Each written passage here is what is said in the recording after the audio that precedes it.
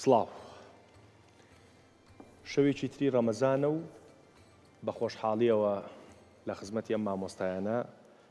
لە خزمەتی ئێوەی مژاری ئەم شەومان میانڕەویە. هەڵبەتە هەرچ مژارێکمان باس کرد لەم بەرنامەیە ئەیبەستینەوە بە موسڵمان بوونمانەوە، ئەیبەستینەوە بە دنیای ئیسلامیەوە و ئیتر پێیەکی شێخینە ناو دنیا کۆمەڵایەتێکە. قسەکەم و بەرنامەکەمان بۆ ئەوەیە کە حاڵی بین لەوەی کە ئەو تێڕوانینانە تۆزێک ڕوونترکەینەوە، ناڵێم ڕاستی کەینەوە، چکە ڕەنگە تێڕوانینی ئاینی وابێ، بەس ڕوونتری کەینەوە بۆی کە هەندێک جار بۆنی توندڕەوی و نامیانڕەوی لە مامۆستایانی ئاینی ئیسلامیەت. بە نمونە جۆمان لێ بێ کە نوێژنەکەر چەند تۆن قسەی لەسەرەکرێ، باڵا پۆش نەبوون چەند تۆن قسەی لەسەرەکرێ، مەشروب خۆر چەند تۆن قسەی لەسەرەکرێ و هەندێک لە قسەکردن ینی قسە ئاینیەکان لەسەر ئەم توێژانە حتا ئاستی کوشتنی ژێت. جابزانین حەقیقەتی میانڕەوی لەسەر ئەم مێزەی ئێمە لەلایەن مامۆستایانی ئاینی ئێمەوە چۆن چۆنیە. دکتۆر حقیقەتنەوە بابەتێکی زۆر گرنگە، زۆر زەحمەتە. من خەریب شتێ بڵێم نەوهێشت. نا بەس ینی ئەوە مۆزوعێکی ما ڕۆژانەژی ئیشکالی دکن. دکتۆر نایڵێ پرسیارەکەشم کەم نا پرسیاری نەکە دەی منیش نایش بەرگۆ ئەو مقدمێتە کافیە. باش بەرگۆ ئەو مقدمە ینی حالەتی ملت دێخویاکردن حەز دەکەی پرسیارێکی هەر پرسیاریتە تاخیر دکن هەر بیرم چۆ هەر پرسیاریتە تاخیر دکن. باشە پرسیارەکە دەی کاکاوە ئەڤ چەند ڕۆژەتم مامۆستای مەیتێ بەرپرسی ئەو بەرنامەی جار جار نەبۆتەژی وەربگرمانێ مە مامۆستای ئاینی فێر بوون هەرتم مە فۆکسی سەر مەبێ یانێ نابێ هەرتم سەر دەبێت. باش بابەتێکی ڕاستی زۆر زەحمەتە، ڕۆژانەژی مە تەعاملی لەگەڵ دکن. تەسەووری مدا یعنی سوجەی حجرێ مەیە، ئەو حجرێ گۆ مە وەخ فەقا لێ دخوێنن ئەو حجرە مە تەربیەت دکێ، برەنگێکی ژرەنگا، مرۆڤێکی معتەدل بێ، مرۆڤێکی نەرم بێ، مرۆڤێکی ئاشتی خواز بێ، یانجی مرۆڤێکی زەحمەت بێت، مرۆڤێکی هشک بێت، مرۆڤێکی متعصب بێ. باش بەری ئێستازن دەکەم جارێکی مە بەحس کرد فەرقی زۆر هەیە نابەینە ئیسلام و نابەینە فهم و فقه ئیسلام. ڕاست ما مع الأسف بەداخەوە کوردێمەی با کورد بێژن مخابن ما فێری ئیسلام نابن. یعنی من وەختێ گۆ بووم فەقە من فەقەتی خوێندیە، من فێری ئیسلام نەبوومە، من فێری فهمێ هەنێک مامۆستایی موسڵمان بوومە. ئەو فهم ئەون ئێگۆ تەدهێلێت توندڕەو بێ یانت ئینسانێکی ڕەحەت بێ. تەڤل و گوتڤەگەرێ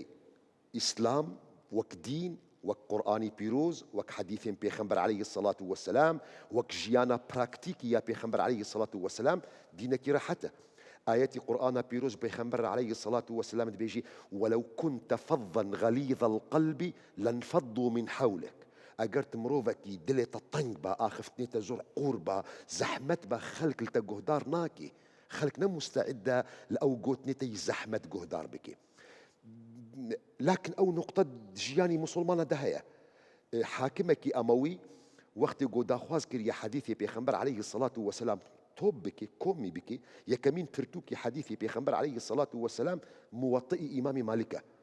إمام مالك قلت حديثي بيخنبر عليه الصلاة والسلام بو من كومك ولكن تجنب شدائد ابن عمر ورخص ابن عباس بو من دور بك أو تشددي حضرتي عبد الله كوري عمر خوالي قولي جرازيبي أو زور حساني زور حسان ابن عباس. مثالك بتشوك وكي زور بتشوك يعني لكن نموني مصدر الجياني مدهنا عبد الله بن عمر وقت يقول منالك دهات زاروكك دهات دقوا أو منالا دور بكن بوش أو منالا دور بكن دقوا احتمال بيسي راش تبيدا احتمال ما تشوبي تواليت أو نا بيسي قالها بي ابن عباس باكرية هم رياحين نشمها أو قلم بهن دكن فأو تربيتي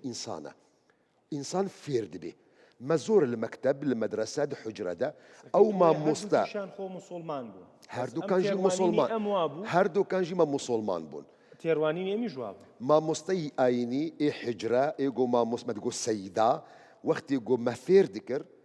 ما فيري الراحتية ذكر وكينومونا ملك كردستان أغلب ما مستي آيني جي دو حجرة ده فقهي دخوينن وقت يقول فقهي دخوينن ما درباس دبن سربابتي جواري وعبيد وكولا أو مسألة حممة ما دخوينن ولكن ما مستي آيني أوتوماتيكيا ما توجيه دكي دبي أوا بابتين قديم درباس بنا لسر بمشن ما مستكي دي هيا لعردك دي لشونك دي لجهك دي عيني بابت تدريسي دكي وبوم فقيد بيجي أوا بداخة واد امرو نمايا جرك ما هول بدن بين ميدان امرو اگر جارية هبا وزور كشي قد ناف جفاكي مسلمان ده حل ببن أو فقا درابي تربية دبي دميجي ويدا زور مسألي هنا أمرنا موجودا فتربيتي قوم الحجرة درابن أو ما فيردكن من نقطة كدي بوت البيجن زور دوستي هافالي من هيا غازن بو من دكي بما مستات فرقي ناكي تلسر تلفزيوني تلسر منبري مزقوتي تلدرس دي ندوية محاضرة يا سيمينارة هارت هواري دكي بوشت أو هوار دكي كاكا سوجي منه غازن دي والبنية من دو حجرة بدبو مفيري ذكرن ما مستد قوورا دفي دنجي من برزبي ريكا كان يزيكا دقونا علامتي خطابة أو علامتي قوة أو قو دنجي تبرزبي شو بركي استابري خلك كي دوستك هفالك قدار ذكر دقو والله ما هنك البادينية ما مستد فهم دكن بس أجر عجلة دكي أما أمتيك دكش نما تدكن كاكا نسوجي منها ما مستي آيني من فيركر درسي خطابة درسي تعبير شون دنجي من برزبي وشند كلمات سرهفدو بيجم مقداري كلمات أو سوجي تربيته من يجي حصدك كمرجني الراس بي من يجي بري متوانم حالاني بس يعني من محتاج الدكتور محي الدين قالك من نخوشي نفسي ما كاكا حاول بو تبيجم من محتاجي هرم جم أو كدكتوراه بو من بيجي كاكا آلي كارب قال من نمونكي تو تبيجم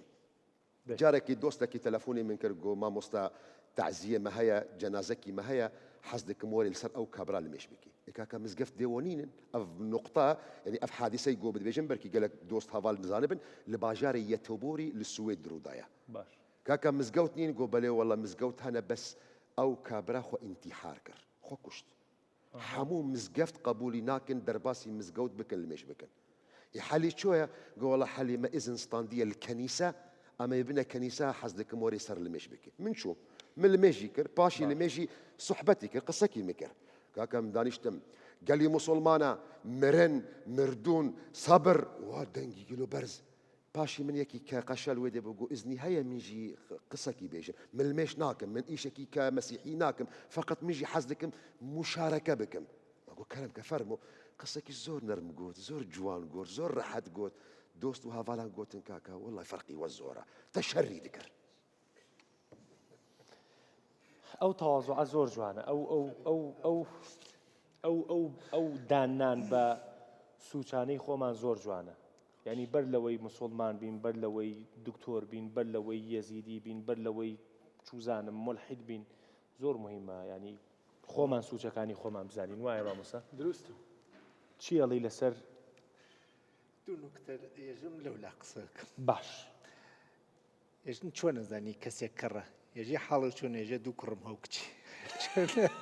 وڵامەکە نای پێکی یا زۆر بەدەنگی بەرز قسەکە یا زۆر بەدەنگی نزم لە ترسی چی بەرز قسەکە خۆی گوێ پێوە وازانێ خەڵک گوێ پێوە نییە یا نزم قسەکە ژە نەکو بەرز قسە بکەم با نەزانن پێم ئەمانە کڕ دەرەخە خزمێکمان قسەیە کردەی و لە ماڵێکاوم پیاوەکە کەڕ و ژنەکە کەڕنەوە بوو بە شەڕیان ئەو وەختە سەماعەکان و ئەینا با خەڵت و تەلێکی بۆ کردە گوێ وتی پیاوەکە تێرجمێنی داوە ژنەکە و نەوێ سەماعەکە دەریاوە و نایە با خەڵی ژنەکەی و کوڕە خەفەت ناخۆم چتەکە بکەنەوە بێ گوێی با گوێی وەجمێنەکان باش ئەمە لەسەر ئەو بابەتە ئەترسین دەنگمان نەگەیە با بچمە سەر میان ڕۆی فەلاسفەی هلنی بە تایبەت ئەرەستو و ئەفلاتون ێژن ئینسان کامڵەکەی ئەبێ معتەدل بێ ناوەڕاست بێ ێژن ئینسان بریتیە لە سێ قووە سێ دانە تایبەتمەندی هەیە مرۆڤ ئیتر ئەمە لە شیواسە و ئینسان حیوانی عاشقە و حیوانی سیاسی ئەوانن لێ بگەڕێ ێژێ مرۆڤ بوون سێ قووەی واتیە قوەی غەزەبی واتیە تووڕەیی قوەی شەهوەتی واتیە حەز و مەیل و قوەی عەقڵی واتیە ئینسانێک گەرەکیوە معتەدلوێت ئەبێت نە لەو بەرەو بکەوێتە خوار نە لەم بەرەو قوەی غەزەب کە قوەی پەلامارداین و بەرگریکردنە دژمنگرتن و دژمن لە ناوبردن و ڕاوکردن و خۆراک و دەساوردن یا بەرگری لە کەسێک بێ بوو خوا و بوو کوژێ ئەمە غەزەبی گەرەکە تووڕەیی نعمەتێکە هێمە هەمانە وەختێکانە تۆ بێڕێزی و پێکرێت ئەگەر تووڕە نەبیت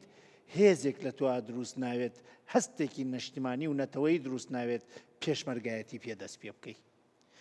ئەمە پێویستە وەلێکانە ئایا هەموو تووڕەییەک ئاعتدالە ێژێ تووڕەیی لە ڕادە دەرچوو لە ئەندازەی حەق و واجب و وەزیفە دەرچوو ئەبێتە تەهەور ئەبێتە شێتایەتی ئەبێتە پەلامارداین کە ناشرین دەکات لەو بەریچۆ ئەگەر ئەو هێزتیانە و بتانی بەرگری بکەیت و نێڵی مافوو بخۆنەوێتە ترسەزاوری و بێعورزەی و بێقایولەتی داگیرەکری ئینسانێکە گەرەکیە متعادلوێ ئەبێ شجاع بێ شجاع ینی زەبر و زەختی زاڵم لەسەر خۆی قبول ناکە ئەگەری شکاندی زیادە زڵمی لێ ناکە لەم بەریچۆ زەعیف ناچەوسێنێتەوە ئەگەر وابوو ئەم ئینسانە معتەدل ئەمە لە قوەی غەزەبە لە قوەی شەهوەتە ئەگەر شەهوەتی نەتوانی بەرگری بکە و تەعادلی پێ دروستکە و مەیل ئیتر شەهوەت بەعزێ وەختینی دەمە بەعزێ وەختینی باخەڵە بەعزێ وەختینی جێگەکانی ترە غەڵەت تێ نەگەین فرۆید دێژێ غەڵەت شەهوەت لە مەرحەلەی ئەوەڵاوا لە دەما مناڵتێتە دنیا ئیتر پەنج قۆناغەکەی فرۆید بانێژم تێت یەژێ شەهوەت ئەگەر بەردا ئەوێتە فەسادێکی جنسی ماڵی مادی گەندەڵی دزی تر لە ئەو شتاوە شەهوەتەکەی بەردا وا ئەکات و ئەگەر هیچی نەما شەهوەت ڕووتێکاتینی کەسی تر ڕووتێکات بۆ یەکانە ێژە ئەگەر شەهوەت ئیسا من ناوی بنەم شەهوەتی جنسی ناوەڕاستەکەی عفەتە چۆن ناوەڕاستەکەی غەزەب شجاعەت و ناوەڕاستەکەی شەهوەت عفەت و پاکداوێن نییە ڕۆنیەکەی تەجاوزە و لەم لای چۆ تەجاوز قبولکردن و مەفعود بوون و سێهەمی ئەمێنێتەوە کە پرسیاری هەمووی عالەم لەسەر ئەمەیە باشە ئەی قوەی سێوم کە عەقڵە زیادە ڕێویەکەی و کەمڕۆیەکەی چییە ناوەڕاستەکەی کامە عەقڵ ئەگەر زیاد بێ عیبێکی لێ بدۆزەرەوە بۆ من بۆچی وتێسی لە عەقڵیشا بێت تەعادولمان بێت ئیعتدالمان بێت ئەمە خۆ بێ عەقڵی جەهالەتە خراوە هەزارم نکتەیە ها لە بینی من و تۆ بەڵێ زانم وتی وەنە عاقڵ بەس بە نمونەیە نایەوە وتی باکەم با عومرێ کورد نەبێ عەقڵ ئەگەر زیاد بکات چیەکات عەقڵ زیاد بکە هیچ عیبێکی نییە چون تۆ نازانی ناوەڕاستی عەقڵ ئێمە ئەزانین بێ عەقڵی کامە نازانین عەقڵی کامە چون هەموو عالمێک سەروی ئەویش عالمێکی تر هەیە باشە بۆ یەکانە میان ڕەویەکە بوون مەکە با ئەم نکتە ئاخر خەریکم ئەمە بێژم لە عەقڵە عەقڵ وەختێ شەیتەنەتی کرد خراوەوێ ئەمە دەستگای تیرۆئیدە ئەبێت تیرۆکسین دروست بکە ئەگەر تیرۆکسینی کەم دروستکە کەمکاری ئەگەر زۆر دروستکە پڕکاری هەرتیان نەخۆشینە ئەی ئەگەر دەرما 100 متر دروست بکات چییە ئەوە خراو کارکردنە عەقڵ ئەگەر زۆر بێ عیبی نییە وەختێ خراو کار بکە خراوکەی کارەکە ێژێ مەگەر نازانی ئاغەمی گەن فرە بزانێ فرە ئاپەن ئەگەر ئاغەمەکە ئەخلاقینە و شەهوەت و غەزەبی کۆنتڕۆڵ نەکرۆ عەقڵی زۆر باش کار بکە عەقڵی ئەچواتە یارمەتیوانە بۆ گەندەڵی خراوتر بۆ یەکانە عەقڵ زیابوو خراو کارکردنەکەی خەتەرناکە بۆیە ئێمە ئەگەر داوای میانە ڕەویەکەین میانە ڕەوی لەسەر ئەخلاقدا ئەمەرزێ لە غەزەبە شجاعەت ئەخلاقیە فعلێکی ئەخلاقیە هەم شجاعەت فەزیلەتی ئەخلاقیە هەم فەزیلەتی زەهنیچێ بڕێ پرسیار کەس زاتی نییە توخنی بکەوێ خۆ بێ ئەخلاقی نییە شجاعەتی زەهنی نییە ئێمە فەزیلەتی ئەخلاقمانە فەزیلەتی زەهنیشمانە یەکێ لە فەزیلەتەکانی زەهن ئەوەسە غەڵەتێ تا ئێستا گشتی بە دروستی زانیە تۆ شجاعەت و بێبێژی برا ئیتر بەم غەڵەتە مەژین ئەمە شجاعەتە لە مەسئلەی عفەتی جنسیمان بوو وتمان ژوورەکەی تەجاوزە خوارەکەی تەجاوز قەڵ ناوەڕاستەکەی تەعادولە ئەشێ شەهوەت تۆ نەوا کوپی ڕایت بشکێنی نووسراوەی کەسێکی تر بە ناوی خۆتەوە بڵاوکەیتەوە ئەگەر زۆر عەقڵ بێتوانێت نووسراوەکە بکاتەینی خۆی بڵاوی کاتەوە بۆ یەکانە من ێژم میانەڕۆیی خاڵێکە لە بینی ئەو بەرەوە کەوتنە خوار و ئەم وەرەوە کەوتنە خوارە حەدی وەسەتە کەم حەدی وەسەتە بە ئەخلاق دیاریەکرێ ئەو ئیشە هەر کەسێک بیکا خەسار لە هیچ کەسێک نەدا و ئەگەر بەرژەوەندێکیس هەموو کەسێک بێ ڕازی بێت ئەوە پێوەرەکە مامۆسا تۆ چۆن باسی میانڕەویەکەی و چۆن ئەیبەستی تۆ بە کۆمەڵگەی کوردیەوە بەڵێ طبعا مەسلەی ئیسلام خۆی بۆ خۆی دینێکی وەسەطە خوا لە قورئان ئەفرمێ وەکەذلک جعلناکم ئومەتە وەسەطە ئیسلام ئومەتی وەسەطە معنای نییە خەڵک بێ لە ناو ئیسلامە وەسەط هەڵبژێرێ مەسەلەن بۆ نمونە ئیسلام زەواجی حەڵال کردووە زینای حرام کردووە مەسەلەن تۆ بێ لەو بەینا بێژی دێ بە قەیچێکە بە هاوڕێ دروستکەین ڕێیەتر بدۆزیتەوە بەسی ئەو بەینە نییە ئێمە ئەو بینی کە لە ئیسلام باسیکە مەسەلەن بۆ منە جەنابی دکتۆریش جەنابی ئوستازیش ئاماژیان بە هەندێک کرد لە ئەسڵا ڕەبەنی تەبەتولی پێوترێ کە خەڵکانێک بێژە من قەت ژن ناخوازم جەماعەتێکی شەهوەتی بەرەڵا کردووە بگەیت هەر کەسێ زینای لەگەڵا بکە ئیسلامەتۆ وەسەطی ئەمە هەڵبژاردووە نە ڕەبەنی نە خۆبەستنەوە نە ئەوە کەی تریش ئینسان بەرەڵا بێ لە بینیا زەواجی حەڵال کردووە کە ئینسان بە شێوەی حەڵال زەواج بکە باش ئیلحاد و خوڕافات ئیلحاد یعنی خوا نییە و هەموو شتێک مادەیە خوڕافەش یعنی هەموو شتێک میتافیزیقایە ئیسلام وەسەطی هەڵبژاردووە ئیمانی هەڵبژاردووە باشە بەیع و ڕیبا مثلا ڕیبا مانەیە وەسەطە ئیسلام لە هەموو شتێکە هەموو بابەتێک معاملەکان مثلا ئیفراط و تەفریط مثلا لە کۆمەلگایەکە بۆ ژنیان زنە بەچاڵ کردووە حەبسیان کردووە لە کۆمەلگایەکە ئافرەت ئەکرێتە کاڵا ئیسلام وەسەطی هەڵبژاردووە ئافرەت ئەپارێزێ حیجابی بۆ دانا شتی کۆمەڵێک ڕێگە و ڕێنمایی بۆ دانا ئەم وەسەتەتە لە ئیسلامە ئوسوس و بنەمای ئەو کارانەیەکەوە ئێمە لە هەموو کارەکان مانای کرد لە تەعامل و قسەکردنیشە بەڵام ئەو بابەتە کە ئیسە ئێمە ئەمڕۆ قسەی لەگەڵەکەین کاک دەروون گرنگە باسی بکەین وەسەطیەتەوە نییە من ڕیسە من کەسێکم هادئم بۆ خۆم لە وتار و شتما یعنی دەنگ مەسەلەن زۆر دەنگ بەرز ناکەم و زۆر ئەوە ناکەم ئەو معنەوە نییە من کەسێکی وەسەطم وەسەطیەت بابەتێکە ڕەبتیاوە فکری ئینسانەوە نەک شێوازی قسەکردن هەیە ئسلوبی گەیاندنەکەی لە وەسەط دەرەچێ ماوە قسێکی ڕووتاوێک یعنی پەیوەندی بە بابەتی هۆشبەرەکانی شەوە بوو بەڵام لێرە باسێکم لە بابی وەسەطە ماوەسە شەماڵ مفتی خوا عەفوی کە پیاوێکی هادئ لەسەر خۆ معروفە گشتی ئەزانێت یعنی لە جەیەک باسی خزمێکی خۆیانی کرد بوو توی خزمێکوان هەبووە هەتا بڵێ ئینسانێکی تینەت تەندروست وەک ئەوەی مامۆستا ئاماژەی پێکرد تینەت تەندروست بەس کەسێکی مەشروب خۆر بووە تی زۆر تەماحم پێی بووە کە ڕوو بکاتە ئیسلام و چوومە قسەم بۆی کرد سەردانم لێی نەبڕیوە وتی ڕۆژێکان چوون ماڵ باسم کردەوە باسی ئەوم کردەوە کە ئیسلام باشە و مەشروبات خراپە وتی و تێسی مەلا شەماڵ پرسیارێکرد لێ کەم من کەسێکی بێ ئەخلاقم تی ناوەڵە تی ڕۆژێک گوێم لێ بۆ مامۆستای ئەم بزگەوتە جمعەت چوومەتە ناو کۆڵان چوومەتە ناو حەوشەکەمان دانیشتم گوێ لە خوتبەکە بگرم بڕێ ئیسلام چێتە گوێمە لەسەر مینبەرەکەەوە مەلاکە و تێتی ئەو ئەوانەی مەشروب بخۆن بێ ئەخلاق تخوا من بێ ئەخلاقم تی ناوەڵە بێ ئەخلاق لێرە کێشەی لێرە وەسەطیەت کاتێ لە دەست ئەدەین ئێمە دێین کاردانەوەی ناخ و دەرونی خۆمان و تربیەتی عائیلەی خۆمان لەسەر منبەر تاقیەکەینەوە شێوازی ئەوەی پەروەردا ئەوەی مامۆستا ئاماژەی پێکرد ئەڵێ من ئێمەش لە مزگەوتە هەنێک مامۆستا بە جۆرێ پەروەردەمانی کردووە زۆر گرنگە ئینسانە بێت چەند موهیمە لە ژیانی ئەڕوا ئەگەڕێت علم ئەخوێنێ کتێبێک لە دەرس ئەخوێنێ شت لە دەمی مامۆستا و حاشیەکانی قسەکانیان نووسمەوە ئەوەندەی سیر بکەم جاری وا بووە من لە کاردانەوەی بینی دوو ئاژەڵا ئیسفادەم کردووە یعنی ئەم بابەتە تۆ کە بوویتە خەتیب مادەم ئەبیتە خەتیب قسە بۆ خەڵکەکەی مادەم ئەبیتە مامۆستای ئاینی مادەم هەر شتێک مادەم تۆ ئەبیتە ممەسیلێک جزئێک لە جوزەکانی ئیسلام تەمسیلەکەی شەرت نییە مەلای مزگەوت بی جاری وایە تۆ لە زانکۆیەک وەرەگیری لە ناو زانکۆکە وەرەگیرایتە ناو کۆمەڵێکە بەعام دوورن لە دینداری یعنی ئەمە ئەبێت نمونەیەک پیشان بدەیت تۆ وەسەطەتی ئیسلام لێرە پیشان بدەیت نەتون ڕەوی نەشڵ ڕەوی هەندێک گوتاری ئاینی هەیە یان هەندێک قسەی ئاین هەیە ئاینی ئیسلام بۆنی تونڕەوی لێ بە نمونە تەعاملکردن لەگەڵ خەڵکی نوێژنەکەرە مەسەڵەن بۆ نمونە باسکردنی ئافرەتێک کە باڵان نەپۆش بێت یعنی باڵا پۆش نەبێت و تا دوایی و من نامێ بچمە ناو وردەکاری وتارەکانەوە بەڵام بە شێوەیەکی دەردی خۆ دوتێ مامۆسا کابرای مەشروب خۆر گوێی لە مامۆساکە گرتو توێتەوەی مەشروب بەخوا بێخلاقی ئەمەی وەرگرتووە ئەمە جۆرێکە لە نامیان ڕەوی بەڕاستی و هەندێک قسەشەیە مەسەلەن بۆ نمونە ئێستا دۆخێک دروست بووە دکتۆر حەزەکەم گوێ لەمە بگری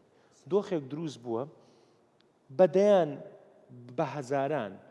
ژن لە وڵاتە کچوژن لە وڵاتە باڵاپۆش نییە بەڵام لە ناویانە ئیمانێک هەیە لە ناویانە موسڵمان بوونێک هەیە لە ناویانە ئەوە هەیە کە مانگی ڕەمەزانە بێت بە ڕۆژوە بێ دۆخێک دروست بووە لە پڕکە خانمێک ئەبێ بە باڵاپۆش وێنەیەکی وای بۆ ئەکرێ یەکسەر ئەمرەیەکی ئەکرێتە دیاری یەکسەر کۆبوونەوەی بۆ ئەکرێ سۆشیال میدیا وەهمێکی وا دروستەکرێ لای ئەنتەباعێک دروستەکرێ لای خەڵک بۆی کەیتر ئەوەی باڵاپۆش نییە حورمەتەن کافر وابێ یارێکی ترمە ئێمەش خۆمان ڕوودکەینەوە جا خۆمان پۆشتەکەینەوە بە ئەم هەمکو خزمەتمانە پێ بکرێت ڕێک وایە ساڵە هاست ئێمە باڵاپۆشینێکی حەجێکمان بۆ ناکات ساڵە هاست پێ باشینێکی ئەگەر وابێت ئەگەر وابێت قسەکەی جەنابتە بەڕاستی ڕێک ئاماژە من مەوزوعەکەی زۆر علمیە جەنابی تۆش گوێم لێ بگرن ئەم بابەتە آياتك إخوة القرآن فرمي إلا من تاب وآمن وعمل عملا صالحا فأولئك يبدل الله سيئاتهم حسنات بالير لسر أم جملة هنيك لمفسر كان هاتون ألين هر كسيك توبة بكا لجناح للتاوان وأنا أخوة هرشي خرابي كردوك شي بوا كاتا تشاكا قشتي مثل زلامك يا كافر ملحد بيت دين زناكر هرشي خرابة هي كردويتي كتوبة كرد قشتي بوا بيتا تشاكا باش هنا العلماء هاتون ألين شون وايبه يعني شي زلامك بيه چەند ساڵە کفری کرا من کفرم نەکردە زینام نەکردە خراپەم نەکردە قەتڵی کەسم نەکردە زەلامێکی ئاسایی عیبادەتم کردووە ئەو لە ژیانیا کامل تاوانی کرا ئیمانی هاورد ئەداتە بەر منە چونکە زینای بۆ بۆتە واکە وتیانە وەڵام برام ئەم تەفسیرەوان نییە خواوای نەوتە زۆر مهمە لەمە تێگەیشتنەمە بابەتێکی زۆر وردە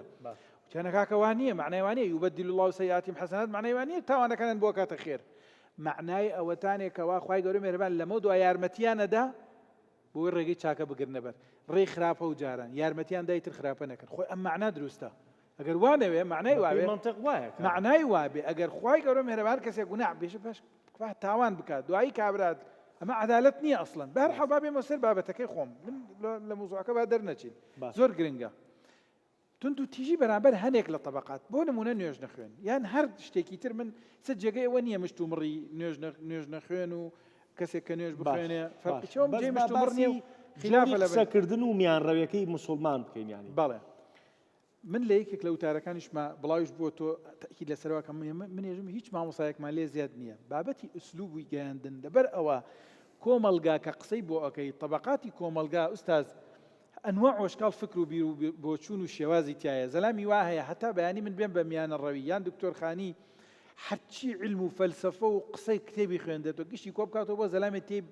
بيشاني بدا كوا كاري كيما هلاي وازي لبيري أو قولي يقرأ قصا قال أحمد دولا أو أحمد شيء أجاب أخوي قصي شيء كان أزمتي بس ياد بيجي بخوا هذا كسيشت ما أترسه يعني أما أقرته بطبع جاوازيا كمان خوافنا ومن آياته خلق السماوات والأرض واختلاف ألسنتكم وألوانكم يك هندك لما فسكا الله ألوان بس بيسني هرشن يك لوانا ألوان بريتيل الناخي إنسان شوازي دربرنا كانش يك لآياتي خوي قالوا مهربان لبرا وطباعي خلق جاوزا نبير شي ملايا بهذه يقصب كشيف زك هكا بو ما قربان تان نيوش كان خو نيوش كان كافرنا ولقيت شيء اعتياديه بقربان نام ديدك شي كمان ما دام والله باوز لنيوش بيري كاكا او كساني كزنا كان غناح تانا قيت شيء ان شاء الله خو بوتانا قريبه تاكنا والله اخوت شي باجا ما يعني والدي كما اويشي واو من يعني روي من قناعتي كردونيه كرد سيركا او كانت لسر قسي منك شي دسي بيكرو وضعي شي هالوقت من والله ما عامل وكا وبكم كاك دنياتي كجت مليكا اما التوازن بارزكاكا دارون او اما التوازن بابتكي دكتور بو كلا برنامجك باسي كرد من همان برسال لتوكم اگر خوش قسەیەکە هەیە فەرموو بەس من ئەمێ دیسانە و پرسیارە بکەم کە يعني تو حرقلك او برسيارة حرشون يبو غريش خوي نيكار بليبكي هل لي كمان برسقهم يعني نكته سريع من عجبان برسيخو قصدك مو ده ناخذ توصيلك سرتاي برنامج ونيهش بلم بردوام سد مشاو تكلا برسيارة تزاني نيهش بلم دل ما باقي ما لدرو بس منو دكتور لدرو شافوي لدرو خطا دعني بله ايوه اقاتان لين اخيري برنامج كابيتان دكتور او جوري لا خطاب عينياني ك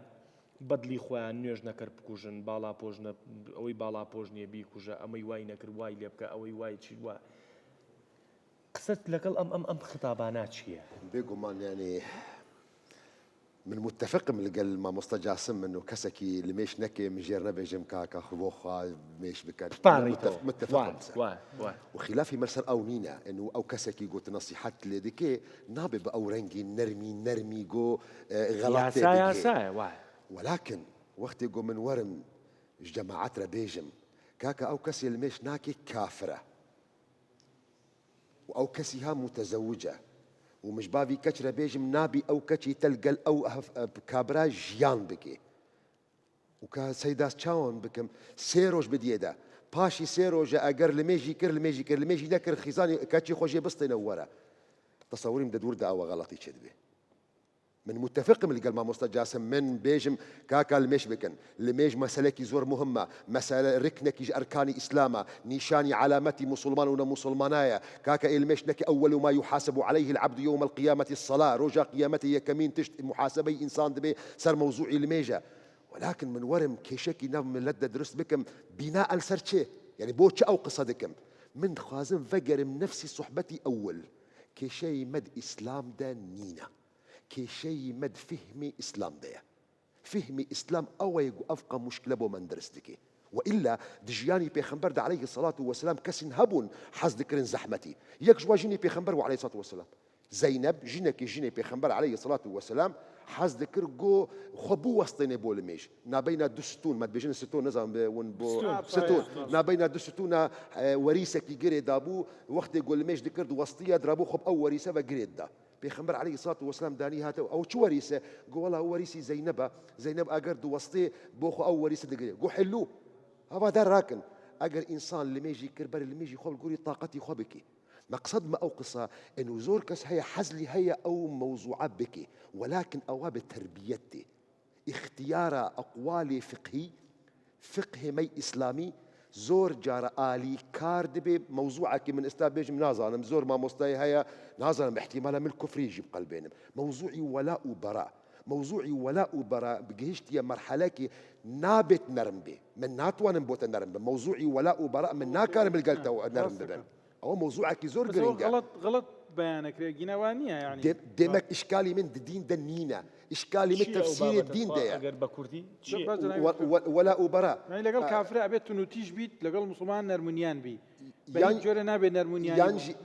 يانجي دور يعني بجم جعدي السليماني ده استاغ ماشيم لقى كابراكي بوم إيماني ويلقى الإسلامي نا كابراكي إزيدية زردشتية ملحدة شبه ضيقوا علي قالك أزوينا بديوار بكم نهي لمقبر راحت الجعدة ماشي جعدة حمني منها أو تفسيرات علماء وقت يقوش خارج السياق خدر دخن أو موضوعات رزدكي وقت يقول من دانيش من قال ما مستكي أو ما مست من تربية بك تفسيري خوا فهمي خوا طبعا أنا فهمي ويتانية فهمي علماء بري هزار وشرط صلاة جيولو هيا ولكن كاك أواح من إسلامه مقابلي وعلماء الإسلام رنجك يدي قلتنا دكتور قسيك كر أجر أم قسيتو بكين با راستي جريمان من حزكم أو آيات بيجن باش ما مستا جاسم بو من تصحيحي بك احتمالا من آيات القرآن يجبير بكم طه ما أنزلنا عليك القرآن لتسعد آيات ويد بيجن أنا سيدا لتسعد طه ما قرآن بوتا دا نخستيا بوت الرحت جيان بكي ويا قرآن ويا بيجي نعم بو مشقة ما دانا بزاندو قرآن دا كتيا بوت مشقة نبينا ما تزانم ما مست آياتي راس من بيجي بس من قصدان من تعمد من آيات غلط دخوينم طه ما قرآن بسرت داخستيا بو خاطر جيانك زحمت بكشيني آيات وين أنا بيجي آيات بيجي اللي تسعد جبوت رحت بسطيني بو جياني خوج وجوان بكي ما إذا بك بيخبر عليه الصلاة والسلام صحابيك ويهبوا صحابي جماعتك يدناف صحابية ذهبوا جوارة قلت أهل الصفة أهل الصفة أجر نازل من الكردستان بركي أوانا الأوروبا مجوارة بيجين سر سوسيال دانشنا سر جوب سنتر دانشنا إيش كار عمل نينا بيستو شار ساعات المزقفتي بيخبرن خوارن وفخوارن وخوي وحمل مزقود دانشنا صحابيك صحابية بيخنبر لميجي عشاء القلب بيخنبر عليه الصلاة والسلام ذكر باشي لميجي عشاء دتشو محلك دي مزقفتك جماعتها بو أو جماعات حم كاركرن حم خنساني خضان شغلن حم مجبور بياني الله أكبر هرنسر إيش أو صحابية بيخنبر عليه الصلاة والسلام لميجي عشاء كريا القلب بيخنبر بيمش كريا دنجي بيخنبري جوانو خشوع وحالتي خشوعي برزب والقلوينا فولتي وينا بوا هزار نصد فولت بوا إيه خشوعي بوا هزار هاتوا جماعات حمل كارن قلت يا الله أكبر ولا الضالين آمين ألف لام ميم دس سورة بقرة كده سورة بقرة دو ساعتها خلاص بك جماعة إنسانك مسلمان جهد قلت السلام عليكم ورحمة الله السلام عليكم ورحمة الله شو أول درك على التلميذ كرو شو مالي إخوة جماعات قلت أوان نفاقة روجي دي هاتي جنبي خمر عليه الصلاة والسلام قلت يا رسول خدي من إنسانك كارمندم من إنسانك مجبور مصبي بياني هرم إيشي إخوة أو إنسان هاتي دس بكريا راح حتى إلى إيشي نعمل كار بطال ودس بكريا دو ساعات خلصناك بيخمري شو قلت يا إن منكم منفرين زور كسهنا ناف ودا دل غلاندن بو خلقي شيكن دين إسلامي هلا قرأت بيقول هو الله أحد يعني قل والله أحد شي شكايتك يعني لازم دس ساعاتوني في ديمك أوا موضوع قريداية موضوع تربية بيخبر عليه الصلاة والسلام حديثك دي بيجي دعادك أو دعاء بلا قصد دارك دي اللهم من ولي من أمر أمتي شيئا يا أخوة أو كسي جو ببي بربرسيار بو مسلكيج أمة أمرا فشق عليهم زحمتي بو وان شيكر بو مسلمان بو خلق فشقق عليه زحمتي بو شيكا ومن ولي من أمر أمتي شيئا فرفق بهم حساني بو واندرسكا يا أخوة حسان بو كبوينا يا أخوة دسي خوش بي يا أخوة دسي خوش بي بعض جار وشيكات ونمونة كهردو سريلية قرية يعني يتر مقر خوانوار نبي ليتينا قرية أتويت شي بلي بابا برسالي وتيقني من يجمل حركة زيادة رويك يا كم رويك يا كم روكا مظلومة وذاتي يا زيادة روكا ظالمة ئەگەر تۆ گەرەکتوێت بێتە میانە ڕێوی پێویست ناکە زاڵمە کۆکوژی یا مەزلومەکە زۆر بۆ بێری چون باشترەوەسە زوڵم لاوەی لەو ناوە ڕاستەکە چون میانە ڕێوی زوڵم لاوە پێویست ناکە ستەمگەر بکوژی یا ستەم لێکراو بکەیتە ستەمگەرێ لەسەر ئەو ستەمەکە لاوە لەو ناوە ڕاستەکە تا ژیان دەست پێ بکاتەوە و ئەمەش پێویستی بەزانین هەیە هەر ئینسانێک لە دایکەوێت تۆ هەمووی دنیا بگەڕێ هەمووی پەرلەمانەکان چەپ ڕاست ناوەڕاستی پەرلەمانەکە میانە ڕەویە لە خۆ ئینسانەکان لایەنگرن تۆ خەونۆ لە لایەنگریەکان ئەوازان ڕاستی هەرها لە مشتی ئەوانە ئەو بەرگەکە ژێژە ڕاستی هەرها لە مشتی منە ئەو نە ئەدەن بەیەکە وەکو بەردی ناوی ئاو ئاخرەکەی ناوەڕاستی پەرلەمانەکە ناوەڕاستی وڵاتەکەوێتە میانە ڕۆیی ئەمە شتێکی تەبیعیە و کەسانێکە نیەن لە پەرلەمانە و نیەن لە شەڕاوان لە کتێبخانە و کتێوە خوێندنەوە یەکەم کتێبە خوێندن ئەمە ڕاستی و کتێبی دووەمە خوێندنەوە شخۆ ئەمیچە ڕاست و دی خۆم دوانەوەکو یەک نیەن حتمما شتێکی ترەشنە سەر کتێبی سێوم کتێبی چوارم ئادەی خوێنەوارێکی گەورەم بۆ بدۆزەرە و میانە ڕەو نەوێ لە هەر شتێکا دەڕەئی نەژ نەفتیوە و هەر دەڕەئیەکەیش خاڵی بەقوەتی نەوێ بۆیە میانە ڕەو خوێنەوارە زانیارە فکری گۆڕیانە جیهانی جۆروە جۆری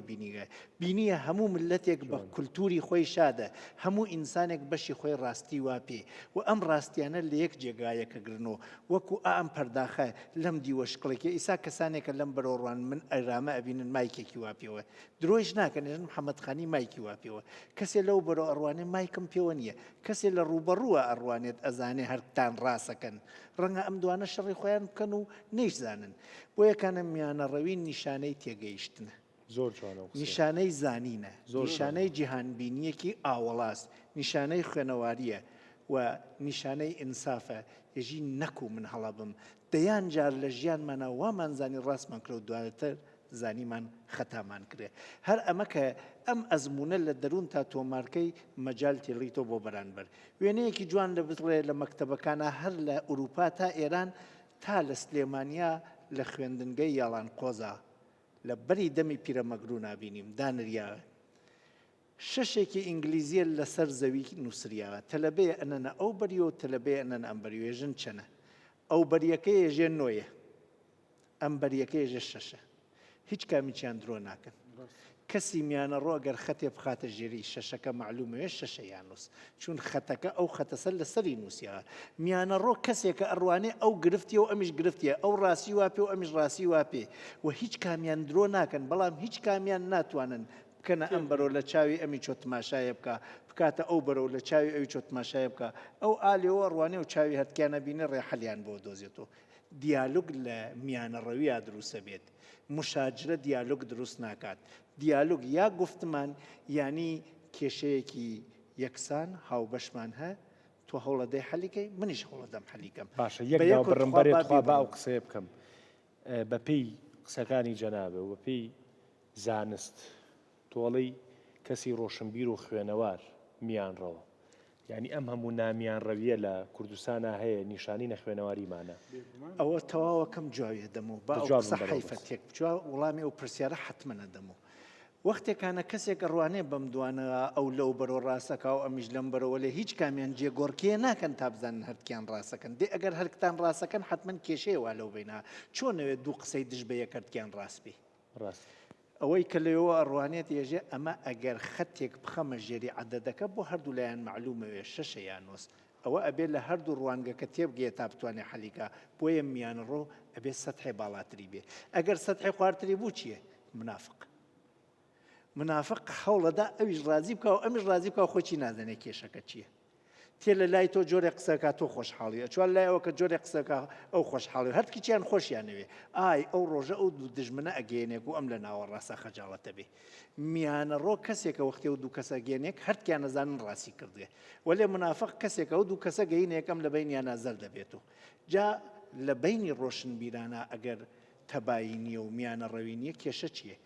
ئێمە ئەگەر شتێکی فەلسەفی وێت کە وڵامی سەداسەدی دیار نییە میانە ڕۆنەبین ئاسایی بۆخشن لە فەلسەفیا میانە ڕەوبین ئاساییە بیرۆکەی خۆ بێژە و بێڵە ئەوش بێژێتی وەلێ ئەگەر شتێکی زانستی و میانە ڕەوی ینی چی وتتەوەتە لە بە کەسێ لێکدانی چوار چەندێکە یەژێ حەوت قەیناکە با عاجزی نەکەم ئەمە ئەوە سەواجە نابوو ئەمە جێەوە نییە عاجزی نەکەی مامۆستایە بێ غەڵەت بووری دکتۆری میانە ڕەوی چیەکەی فەحسی نەخۆشینی کاوراتە سەبەری دەست ئەو پارەی نەداوە بێژی کێ جوانە و کێ جوانە پارەی دا بزانی کوێی خراپە ڕێک پێی بێژە و میانە ڕەوی مەکە لە مەقامی حەقیقەتا میانە ڕەویمان نییە لە مەقامی حەقایقی ئافاقیە میانە ڕەویمان نییە شجاعەتی زەهنی ژێ لەرانەوە بێڕێزی مەکە بێحرمەتی مەکە مافی بەرانبەر مەخۆ بەڵام ڕاستیەکە بێژ ئەوە شجاعەتی زەهنەیتر شجاعەتی ئەخلاق نییە ئەمەی کە بە جوانی دەری بڕی و بەهێوەری ئەوە فەزیلەتی ئەخلاقیە وەلێ ئەوەی کە لەو ڕاستیە پاشگەز نەوی تۆ بێ ئەوەی شەڕێک دروست بکەی ئەوە شجاعەتی ئەخلاقیە جا میانە ڕەوی سوڵحی دروست کرد کەی بەشەر دوای بومبی ئاتۆمزانی سوڵح پێویستە هەری ترۆمەن ڕئیس جمهوری ئەمریکا 35 ئەگەر غەڵەت نەکەم وتیان شەڕی عالەمی ناوەستێت چی پێ بکەین خەریکە لە یابانە کارەسات هەڵەسێ بەراوردمان کردێت تا 10 ملیۆن کەس نەکوژرێت شەڕی عالەمی ناوەستی وتی دڕێ حەلتان چی وتیان وەڵا ئەگەر ئەم بۆمبی ئاتۆمە دروستمان کرێت لێی بدەین 1.5 ملیۆنە کوژرێ و 8.5 مێنێت و شەڕی ژەوەستێت ئەمیش دانیشت و توێژەرەکانی کۆکرەوتی چی بکەین ئەهات ماشا قسەی یەک مرۆڤ نییە قسەی سیاسەتمەداریە مرۆڤی ژەوێتە ڕقم بۆیان کرامەت نامێنێ بڕێکات لەلایەن نایژم بێڕێزیان پێ ناکەم قسەی ئەوەسا 8.5 ملیۆن ئاغم دەرباز بێ لە مردنیە هەر دەکەی بمری وتی لێدەن کە وەختی لێیاندا خۆی ێژێت من لە کتێبا خوێندومە سۆێژێ دوای ئەوە دەستورەکەم سادر کرد دوای 3 شەو خۆم پیاکەوت یعنی ئەو شەوە دەستوری دا 1.5 ملیۆن کەس بکوژن خەوی پیاکەوت ولی ئەو بەو دیوافکرێکەوە ئەو شەوە دەستورم دا 8.5 ملیۆن کەس نەکوژرێ ئیتر خەوم پیاکەوت ئەها دوو بیرۆکەی جیاوازە و لە دوای ئەوە دنیا ڕوانی ئەجە و چەکێک دروست کریاوە خۆ ئیسا دوا بەم چەکە شەڕ بکرێ هەردوو لای شەڕکەر ئەگەر شەڕی پێ بکەن هەمووی دەراوسێی شەڕنەکەریش لە ناوەچێت خودی شەڕکەرەکە ئەگەر زەبرێکی وەشان خەتەری ئەوە لێی بدەنەوە لەوە وا دەستی وەشان زۆرترە ترسی پاتەکێکە لێ درێتەوە وتیان چی بکەینی تر شەڕ نەکرێت سازمانی عالەمی شەڕ دوای بۆمبی ئاتۆم دامەرزیە سوڵح و لەو وەختەوە یەکسەرە جایزەی سوڵح دەن بە کەسێکە ئاژاوە ئەکات و ئاشتی میانە ڕەوی بۆ ئاشتیە دەستخۆش و جایزەی نوبلیچی دەستخۆش دوا قسم بۆ بکە دکتۆر. مەسەلی تعسب و تەشەدد دقەناعەتی مدە مەسەلی پەروەردەیە. ئێستا نمونەکی عاجلەژی بێژم دنیا ڕەمەزانە باش ئینسانێک هەیە تەحملی نەکرد چوو جەم خیزانی خوا علاقەتی جنسی کرد علاقەتی ژن و مێر ئینسان دەبێوە بێ تژ ئەی مامۆستای مەی ئاینی سوال بکێ وی بێژێ گەرەک عەبدێکی ئازاد بکێ عەبدی نییە گەرەک دمەها سەر هەفتوو ڕۆژی بگرێ سیام و شەهرەینی متەتابعین مەبەستەوەی لە کاتی ڕۆژوگرتنا و شتێک برۆش ئینسانێکی مانگی ڕەمەزاندا برۆش کاتی ڕۆژی گرتن جیماعی کرد. چوو جەم جیماعی کرد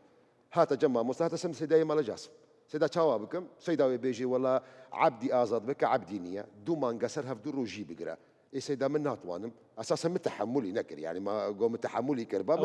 من ئەوە منەت کرد یعنی ئێ ناخوا خواردنی شێست فەقیری بدە ئێ سەیدا من نییە ئێتە نییە وەڵا ئەوە قەرزداری و دەینە حتا گۆبتەرە چێ ببێ کەنگی ئیمکاناتێ چێ بوو تە قەرزداری ئەوە قەولی ئینسانایە ئەوە قەولی بەشەرایە دین چۆن بێژی دین صحابی کاتێکم پێغەمبەر عەلەیهی سەڵات وەسەلام گوتی یا ڕەسوولی خودی مانگی ڕەمەزان بوو برۆژ بوو من چووجەم خیزانی خۆ جەمعی کرد هەلەکت و ماڵی من خراب بوو پێغەمبەر عەلەیهی سەڵات وەسەلام گوتی عەبدێکی ئازاد کە گوتیە نییە گوتیە دوو مانگ سەر هەفتوو ڕۆژی بگە ئێگو یا ڕەسوولی خودی من تەحملی ڕۆژێک نەکرد تاوە حەملی دوو هەیوا بکەم گوتیە خواردنی شێست فەقیری بدە گۆ یا ڕەسوولە وەڵڵاه نییە گوتیە دانیشە قەدەرێکی هەنە قەسب خورما ش پێغەمبەر عەلەیهی سەڵات وەسەلام هاتیە ژێرە گوتیە ڤانە بۆتە بدە فەقیرە قلت يا رسول الله والله ما بين لابتيها بيت أفقر من بيتي والله يا رسول يا أخواد أو محل داد أو منطقة داد أو هرم داد مالك جمالي من فقير ترنينا بيخنبر عليه الصلاة والسلام كان يا قلت يا هرتو منالي خوب خوب بيخنبر عليه الصلاة والسلام مروبك الرحت بو مروبك حسان بو بيخنبر عليه الصلاة والسلام بيجي حرم الله على النار كل سهل هين لين خذ تعالى آجري جهنمي حرام كي يلسروي كسي رحات حسان بزحمتي شيبكي ولكن تولي جمن تقرز داري حتى روجي قيامت إمكاني تشيبي بري تشيبي دفيت برا بدي وإيش جمالاجي فقير ترنينا جبيرنا كها يعني إيه هاري فقير مالا هاري فقير مالا دواخ برسالة تو بكانته باش تو فقيري نانية بخوي زوخ شو رمضان لك يوم دواخ من ما بيامي خوم من كسي كيميان روم بكارة كان ما باش أو بيامي تازم ما شاء الله نمونك زوج وأنا بواو مسألة أي شون أري والله جاء جوتان ليني لا أقصبوا منك إيه كي وقت ساكن إيه من قيش ما تقنعاتي إنسان ميان روي يبو ميان روي لبر خدي ميان روي تشكا خدي ميان روي أو عند جوانا للري ميان روي ميان روبي بمعنى أوي أجر كسيك لقل ميان روي كتناعته قبولي بكي زور جرينجا لايمن يعني مثلا بون زلامي ناتوني وك من ميان روي كاتيا من شو مسنجرم لو قلت كابو من شو ما أوبر من هميشه لميان روي خو ميان مو أو كسيشي كوا الرأي لقل مانيو بتونو تيجيش لقل ما قساكاتو هرب ميان روي لقل يامن مي ولا مقيناك الرأي توجه غير رز يا ربي نمونو زور بيو دواقسه یەکێکیان پندێکی پێشینانە ئێژێ بەتوند و تێژی کار ناچواتە سەر مار بە قسەی خۆش لە کوێتە دەر دومیش شێخی سعدیە فەرمێژێ ئەگەر پیل زوری وەگەر شیر چەنگ بەنەزد من سولح بەهەز جەنگ ئێژێ ئەگەر وەکو فیل زۆر هەیە و ئەگەر چنگ و وەکو شێر تێژە لە لای من و ئاقڵگەل سڵح باشترە لە شەڕ یا ڕەبی دەسەکانتان خۆش بێ لە کۆتایی بەرنامەکە زۆر بۆم گرنگە هەر ئەمڕۆ لە کاتی تۆمارکردنی بەرنامەکە کۆمەڵێک لە خوێندکارانی زانکۆی ئەمریکی هەڵبەتە و شوێنی ئێمە وێنیتی ئاگرین زانکۆی ئەمریکی زۆرم بۆ گرنگ بوو کە لێم پرسین کە ئێوە کە دانیشتون لەگەڵمانە چکە جارێ بەرنامەکە نەگەیشتە بوو بە ئێوە چێشتان بینی لە بەرنامەکە فێر بوون بێتاقەت نەبوون وەڵامی ئەوان بۆ من زۆر گرنگ بوو کەوتیان نا هەم فێر بووین هەم چێژمان بینی هەم بیرکردنەوەمانی تقریبەن گۆڕی لەسەر ئەو بابەتان و مژارانی ئێوە باستان کردووە بۆ منیش کە دانیشم